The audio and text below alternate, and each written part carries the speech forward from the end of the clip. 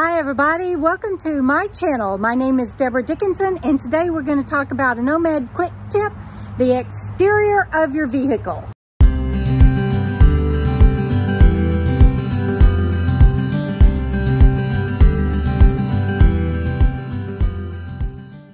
Right now, Bandit and I are mooch docking at my cousin's off of the Gulf Coast and we are having a blast.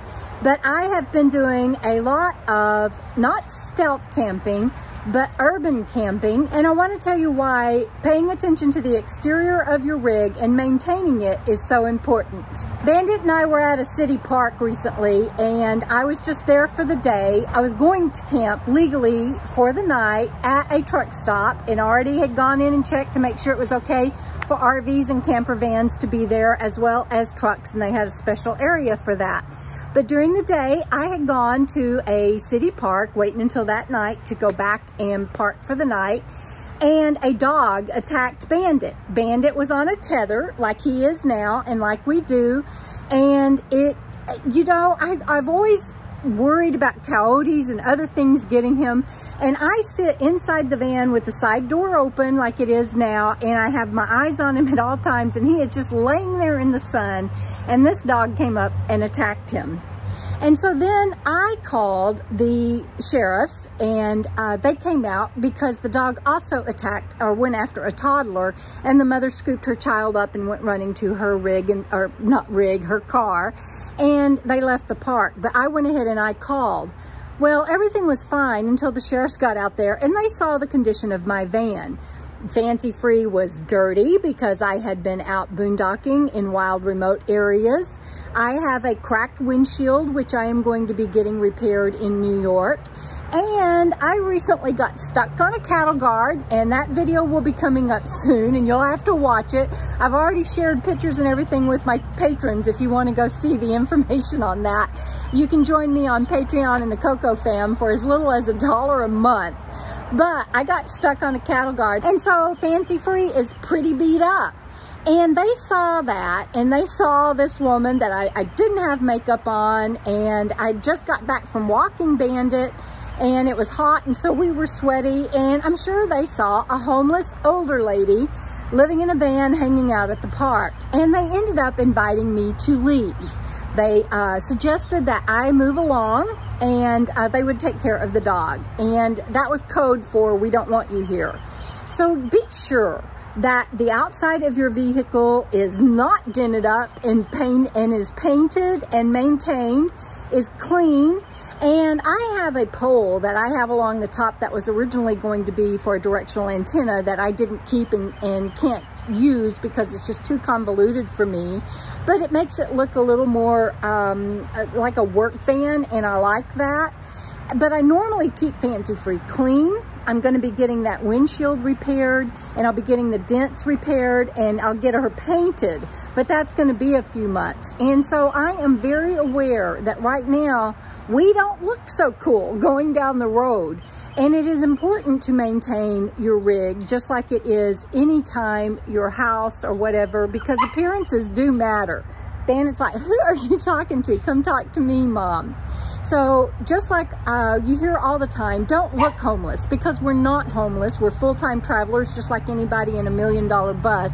But you want to maintain your appearance and not look like you're homeless like I did that day. Okay, another thing that told the police officers that I was probably a full-time van dweller was I didn't have my window screens on my passenger or driver's side, but I did have my window screen on my door side. And also I have decals on the back. I have my solar panels on top.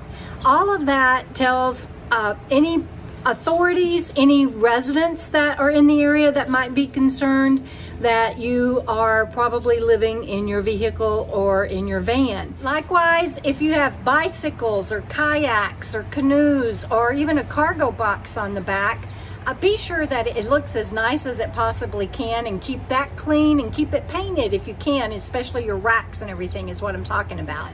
And so again, especially you want to make sure that the outside is attractive, clean, and the opposite of what I was that day. One of the things that really bothers me right now about Fancy Free, in addition to her being banged up, poor thing, she is such a tank, I just love her, but is the way that my roof vents look.